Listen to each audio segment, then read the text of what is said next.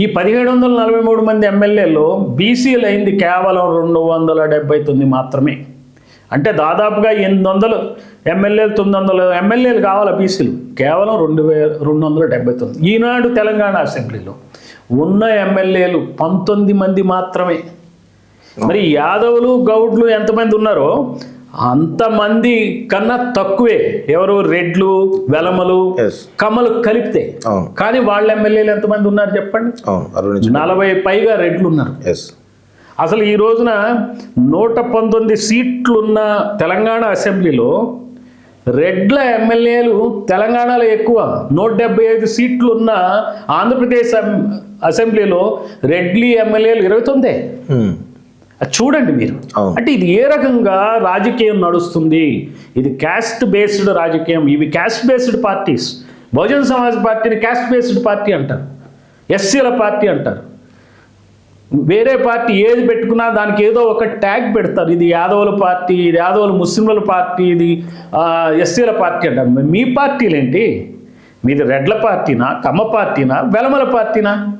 మీరే పార్టీ ప్రెసిడెంట్లు, మీరే వర్కింగ్ ప్రెసిడెంట్లు, మీవే క్రియాశీలకమైన పదవులు, మీరే మీ వర్గానికి చెందిన వాళ్ళే డీజీపీలు, చీఫ్ సెక్రటరీలు, మీ పేషీలో సీఎంఓలో నిండేదంతా మీ వర్గాల వాళ్ళే. మరి మిగిలిన వాళ్ళ పరిస్థితి ఏంటి? ఛానల్స్ అన్నీ మీవే. ఏ ఛానల్ అయినా మీదే. కాంట్రాక్టర్లు మీది కాదనుకోండి ఛానల్. ఈ రోజున మనం ఒక ఛానల్, ప్రముఖమైన ఛానల్ చూసాం. ఏ పార్టీకి సంబంధించిన ఛానల్ లాగా వ్యవహరిస్తున్న ఛానల్ సీఈఓని పట్టుకుని అరెస్టులు చేసి ఆ ఛానల్ మొత్తాన్ని హస్తగతం చేసుకున్నారు. ఆనాడు రాజ్యం వెళ్తున్న వెలమకుల పార్టీ ఆధ్వర్యంలో జరిగింది. అవునా కదా?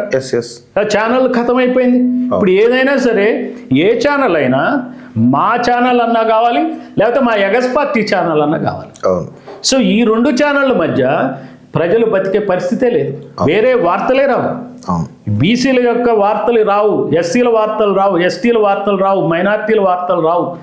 ఎప్పుడైతే 2 పెద్ద రాజకీయ పార్టీలు కొట్లాడుకుంటాయో ఆ కొట్లాటకు సంబంధించిన వార్తలు తప్పిస్తే బీసీల బతుకులు చక్కదిద్దే వార్తలు లేవు, ఎస్సీల బతుకులు చక్కదిద్దే ఛానల్స్ లేవు, ఎస్టీల బతుకుల గురించి ఆలోచించే ఛానల్స్ లేవు, ముస్లింల గురించి ఆలోచించే ఛానల్స్ లేవండి.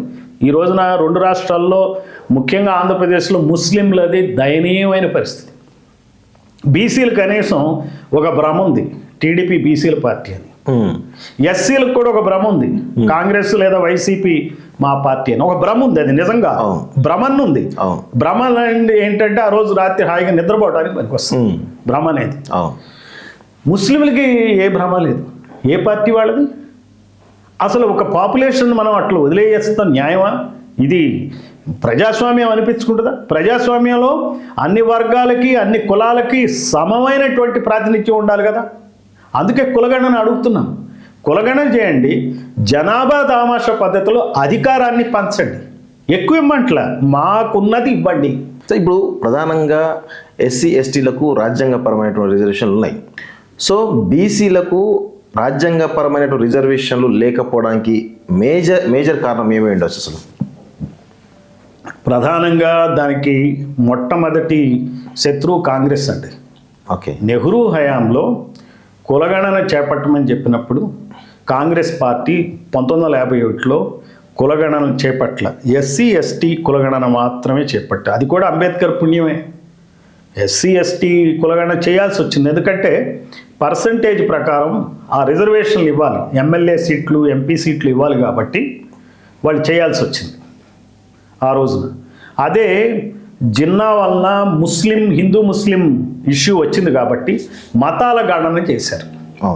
కానీ ఈ కులాల గణన అవాయిడ్ చేశారు. ఎందుకంటే ఆనాటికే తమిళనాడులో బ్రాహ్మణేతరులకి 84% రిజర్వేషన్లు ఇచ్చారు.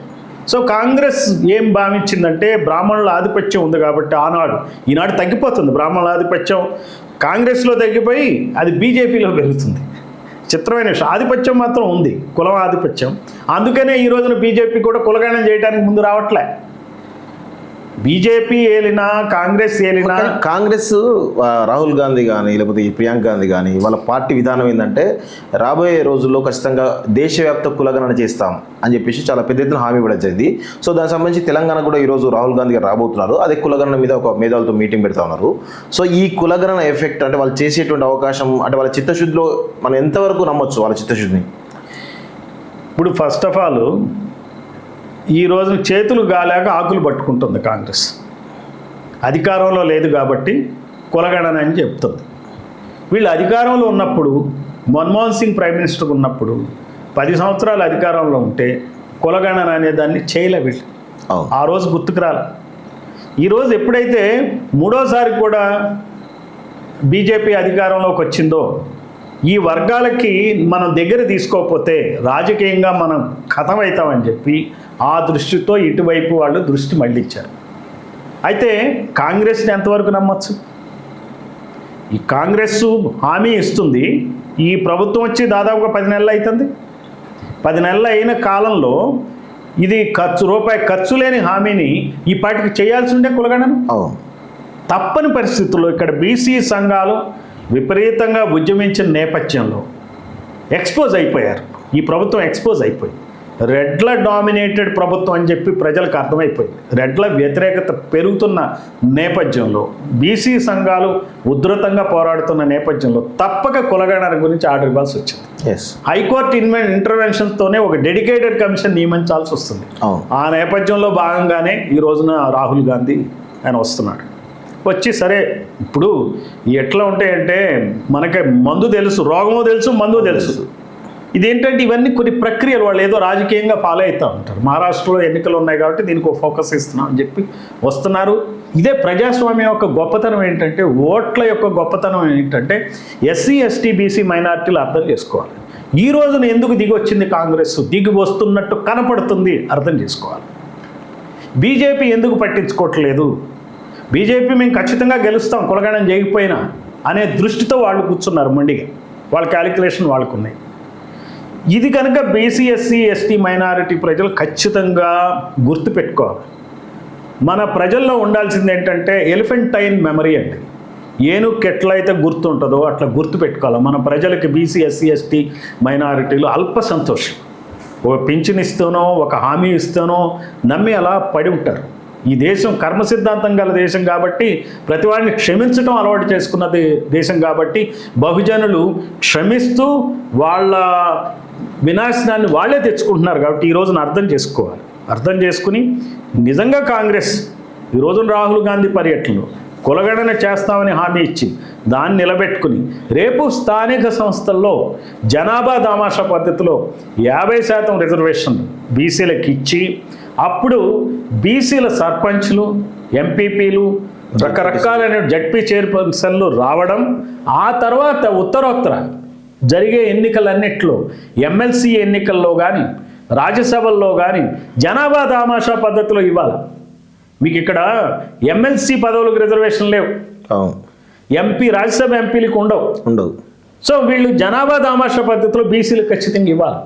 వీళ్ళు రెడ్లు ఇక్కడ, అక్కడ కమ్మలు రెడ్లు అధికారాన్ని బీసీలతో పంచుకోవాలి. అంబేద్కర్ పుణ్యమాని ఎస్సీ ఎస్టీలకి నామమాత్రపు అధికారాలు వచ్చినాయి, సీట్లు గ్యారంటీ అయింది, వీళ్ళకి కూడా ఇవ్వాలి. దీనికి కాన్స్టిట్యూషనల్ అమెండ్మెంట్స్ తేవటం శాశ్వత ప్రాతిపదిక అయితే, తాత్కాలిక ప్రాతిపదిక ఏంటంటే ఈ పార్టీలే తమంతట తామే టికెట్లు ఇచ్చేటప్పుడు ఖచ్చితంగా ఈ వర్గాలకు ఇవ్వాలి. ఓడిపోయే చోట బీసీలకు టికెట్లు ఇవ్వటం, గెలిచే చోట ఆధిపత్యం ఉన్న కులాలకే టికెట్లు ఇవ్వటం అనేది ఈ పార్టీస్ చేసేటువంటి ఒక దందా. ఈ దందాన్ని విరమించుకుని స్వచ్ఛంగా రావాలి. కారణం ఏంటంటే ఈ రాజకీయ నాయకుల్ని నమ్మటానికి లేదు.